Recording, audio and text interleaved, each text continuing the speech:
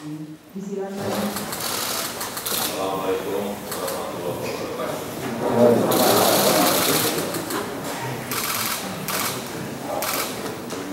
Selamat siang, salam sejahtera bagi kita semuanya. Wassalamualaikum budaya, salam kebajikan. Yang saya hormati Bapak Presiden, Bapak Ibu para Menteri,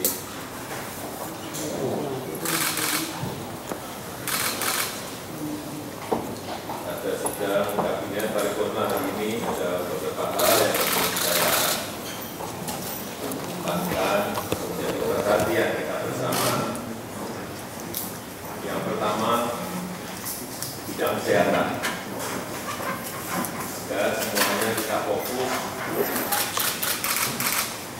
Agar kita semuanya fokus kepada penurunan kasus harian dan kasus aktif.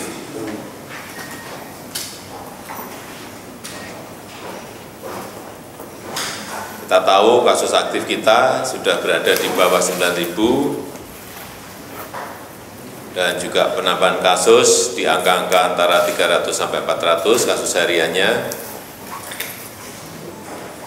Dan lebih fokus lagi agar dilihat provinsi-provinsi, kabupaten dan kota yang mengalami kenaikan, meskipun sedikit, agar diberikan perhatian. Karena kita tahu sekarang di Amerika Serikat kasus harian sudah naik lagi ke angka 70, Inggris sudah 70.000, Inggris sudah 39.000, Rusia 38.000, Jerman 30.000.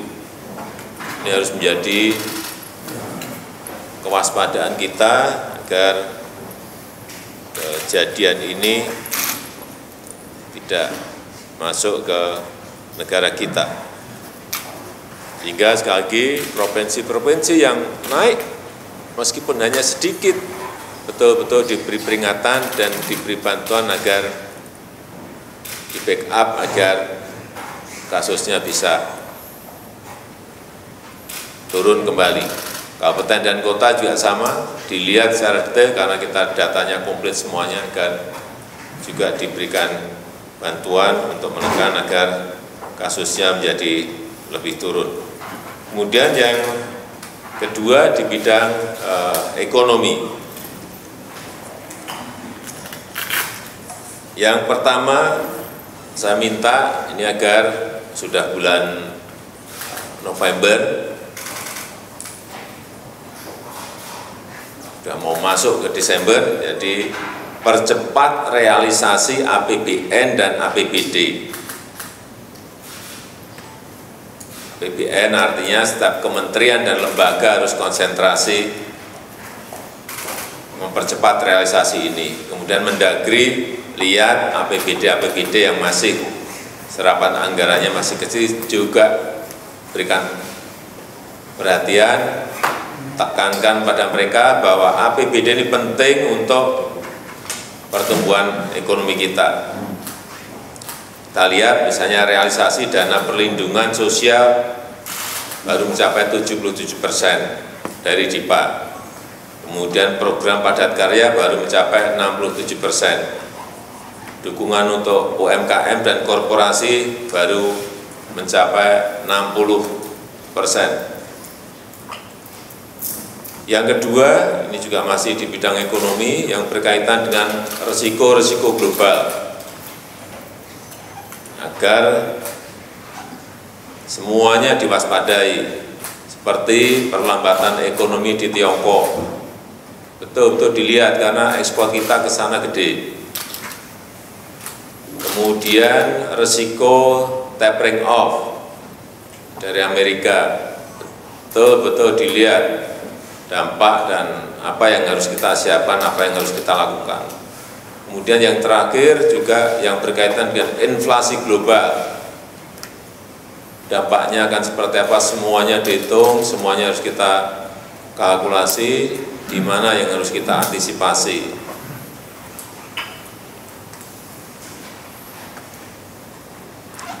Waspadai juga terjadinya fenomena siklus komoditi super cycle. Karena kita tahu saat ini komoditas unggulan ekspor Indonesia melonjak tinggi.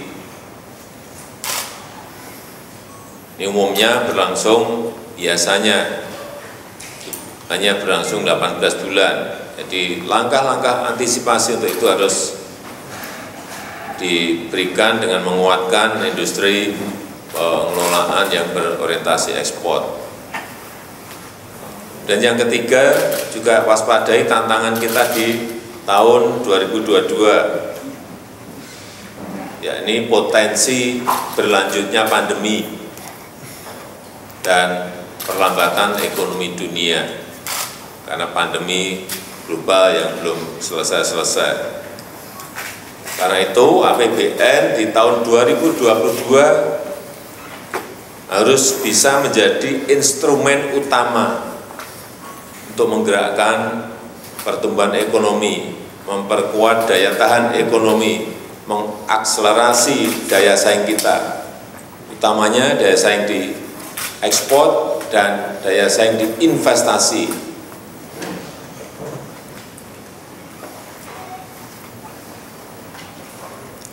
Perlunya penajaman dan efisiensi belanja, yang belanja-belanja rutinitas, yang belanja-belanja yang tidak perlu segera hilangkan, geser ke belanja-belanja yang produktif.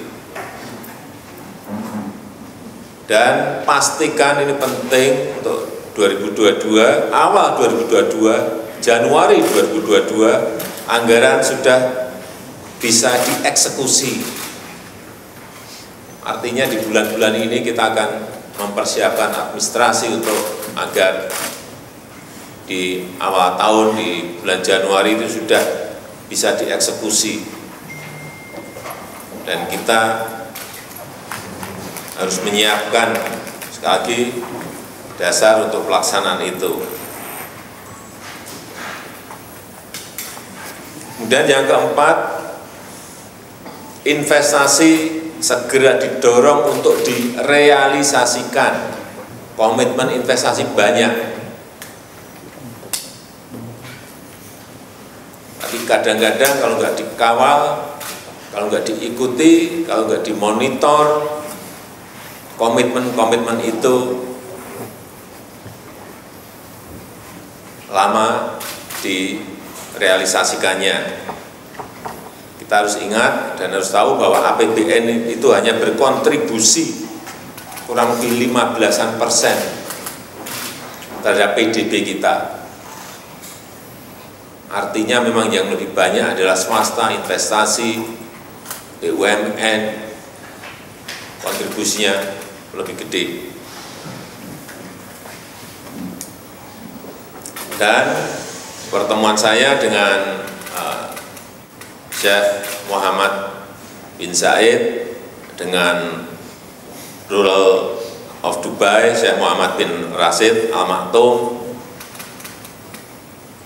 yang telah kita ketahui komitmen investasinya 44,6 miliar US dollar ini betul-betul dikawal, diikuti, ditindaklanjuti sehingga betul-betul menetas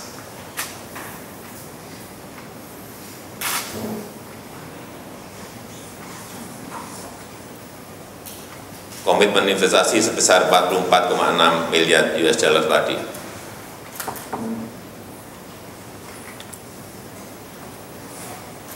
Kemudian juga komitmen investasi sebesar 9,29 US dollar, 9,29 miliar US dollar juga dalam rangka transisi energi dan ekonomi hijau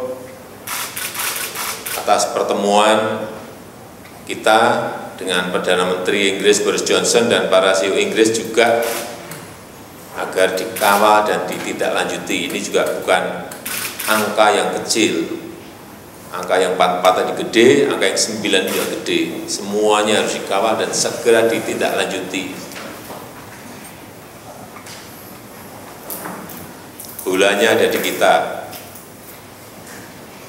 Semuanya Menko Investasi, Menteri Investasi, Menteri BUMN yang terkait dengan ini semuanya betul-betul harus berkonsentrasi agar Menko Ekonomi, agar semuanya yang sudah menjadi komitmen itu betul-betul menetas dan bisa direalisasikan.